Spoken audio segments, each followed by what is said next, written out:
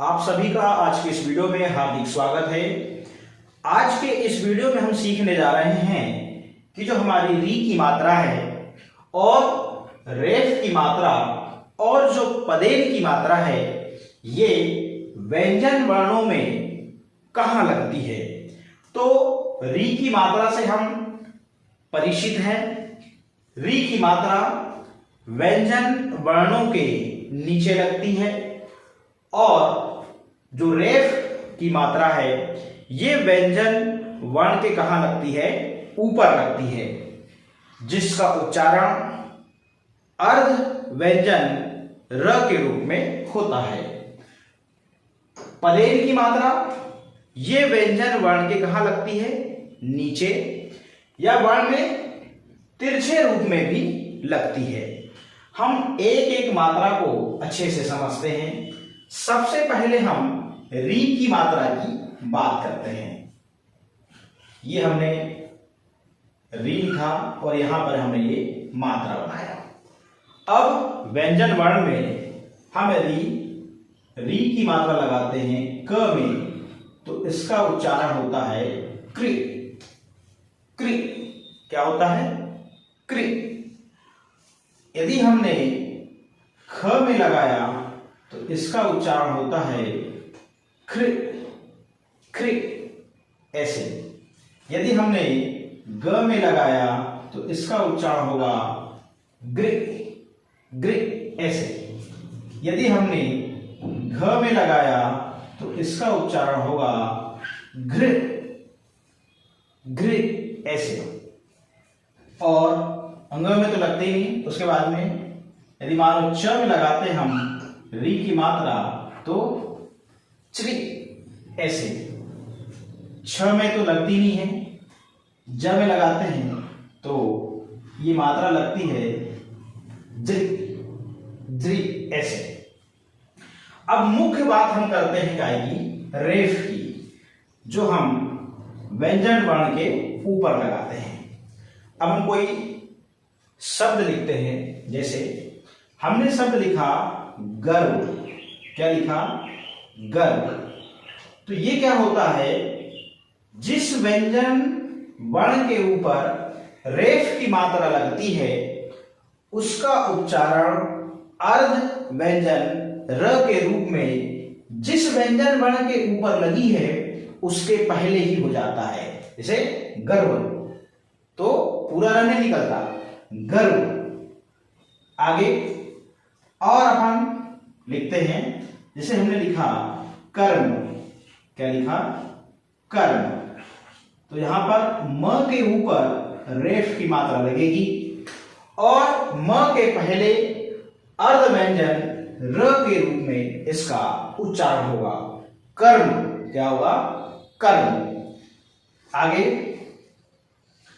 अब हमने यहां पर लिखा शर्म। क्या लिखा, शर्म लिखा। तो यहां पर म के ऊपर रेफ की मात्रा लगी और म से पहले इस रेफ की मात्रा का उच्चारण हो जाता है अर्ध व्यंजन र के रूप में। अब यहां पर क्र की मात्रा, री की मात्रा को हम समझते हैं। हम एक शब्द है संस्कृत होता है। क्या होता है, संस्कृत नहीं होता, कृत होता है, संस्कृत, ऐसे। मान लीजिए हमने यहां पर शब्द लिखा संस्कृत होता है वो, ये देखिए संस्कृत, ये देखिए ये। तो यहां पर हम री की मात्रा को इस शब्द के माध्यम से अच्छे से समझ सकते हैं। संस्कृत होता है तो वैसे मैंने बताया क्रि, ख्रि, ग्रि, घृ, च्र और ज्र। ये बिरले ही कंडीशन मिलती है, मगर एक बात, री की मात्रा लगाने की बात आई तो हमने यहां पर बताया। रेफ की बात कर रहे हैं। रेफ की जो मात्रा है व्यंजन वर्ण के ऊपर लगती है और उसका उच्चारण कहां होता है, जिस वर्ण में लगी है उसके पहले अर्ध व्यंजन र के रूप में होता है। अब हम लिखते हैं यहां पर धर्म। क्या लिखते हैं हम यहां पर, धर्म। तो यहां देखिए म के ऊपर रेफ की मात्रा लगी, म के पहले इस र का उच्चारण हो जाएगा धर्म, तो आधा र आधा अर्ध व्यंजन र के रूप में। आगे हम और शब्द यहां पर लिख सकते हैं।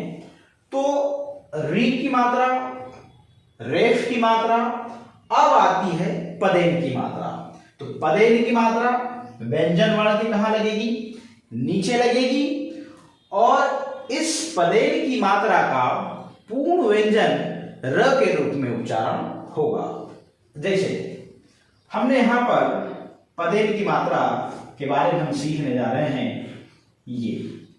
दूसरी बात, ये वाली मात्रा कब लगेगी और ये वाली मात्रा व्यंजन वर्ण में कब लगेगी, इसको सीखना जरूरी है। तो व्यंजन वर्णों में आपने देखा होगा कि शब्द हैं जैसे क, तो जिस व्यंजन वर्ण में जो ये खड़ी लाइन जिसे हम पाई कहते हैं, तो जिस व्यंजन वर्ण में खड़ी पाई रहेगी उन व्यंजन वर्णों में ये वाली पदेन की मात्रा लगेगी। कैसे? अब इसमें हमने लगाया तो ये हो गया क्र, और यहां पर री की लगी तो इसका उच्चारण क्या हुआ? क्रि। आ रही है बात समझ में? तो क है, ख है, ग है, घ है, इन व्यंजन वर्णों में क्या है? जैसे ग है, तो इस ग में आप देख रहे हैं ये खड़ी पाई है, मतलब खड़ा डंडा है। तो जिस व्यंजन वर्ण में खड़ा डंडा रहेगा उसमें ये वाली पदेन की मात्रा लगेगी। अब बात आती है किसकी? ये वाली पदेन की मात्रा। अब ये किस में लगेगी?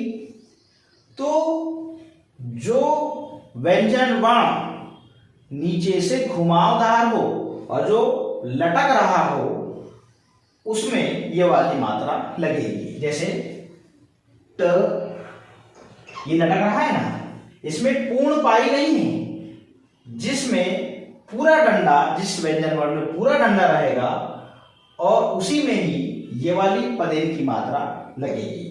तो ट है और ठ है और ड है और जे ढ है, ये घुमावदार वर्ण है, इनमें ही ये वाली पदेन की मात्रा आएगी। जैसे ट्र, ट्र, ड्र, ढ।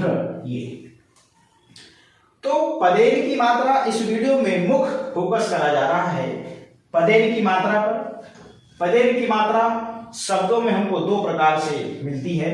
अब हम पहली पदेन की मात्रा व्यंजन किस वर्ण में किस कंडीशन पे लगेगी ये मैंने बताया, और दूसरी पदेन की मात्रा व्यंजन वर्ण में किस कंडीशन में लगेगी ये बताया।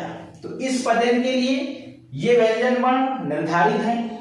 इस पदेन की मात्रा के लिए घुमावदार वर्ण चाहिए जिसमें पाई ना हो, पाई इन द सेंस खड़ी लाइन, और जिसमें खड़ी लाइन है उसमें ये वाली तिरछी हल्की सी मात्रा लगेगी। ये वाली मात्रा से शब्द यदि बताते हैं हम, तो जैसे हमने बनाया प्र और क और ट, क्या हो गया? प्रकट। यहां पर इस पदेन में पूरा र का उच्चारण होगा और इसमें रेफ में अर्ध व्यंजन र का होगा। जैसे हमको लिखना है, इस पदेन की मात्रा से हम शब्द बनाते हैं। हमने यहां लिखा ट्र और ये क, तो ये क्या हो गया? ट्रक हो गया।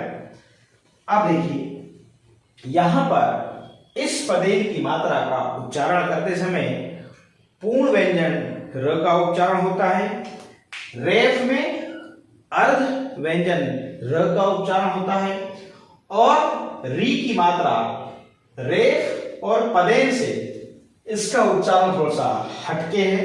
शब्दानुसार इसका थोड़ा सा उच्चारण उ और ई के रूप में निकलता है। जैसे संस्कृत होता है, संस्कृत होता है, फ्लुएंसी में, बोलचाल में संस्कृत बोल देना एक आसान है, मगर शुद्धता की बात करें, शुद्ध उच्चारण की बात करें और तो संस्कृत होता है। इस प्रकार से आज के वीडियो में हमने री की मात्रा व्यंजन वर्ण के नीचे, रेफ की मात्रा व्यंजन वर्ण के ऊपर और पदेन की मात्रा व्यंजन वर्ण के नीचे। पदेन की मात्रा दो प्रकार के व्यंजनों में लगती है। जिस व्यंजन वर्ण में पाई मतलब खड़ा डंडा रहेगा उसमें यह वाली मात्रा लगेगी, और वो व्यंजन वर्ण जो घुमावदार हो, जिसमें खड़ी पाई ना हो, खड़ा डंडा ना हो, उसमें ये वाली मात्रा लगेगी। और इसमें पूर्ण व्यंजन र का उच्चारण होता है। तो अब पदेन की मात्रा जो लगी, इस र का उच्चारण कब होगा? जिस व्यंजन के ऊपर लगेगी उस व्यंजन के बाद में उस र का उच्चारण होता है। जैसे ट्रक है ना, ट्र ड्र ढ, ट्रक कट और ट्रक, तो ट के बाद होता है।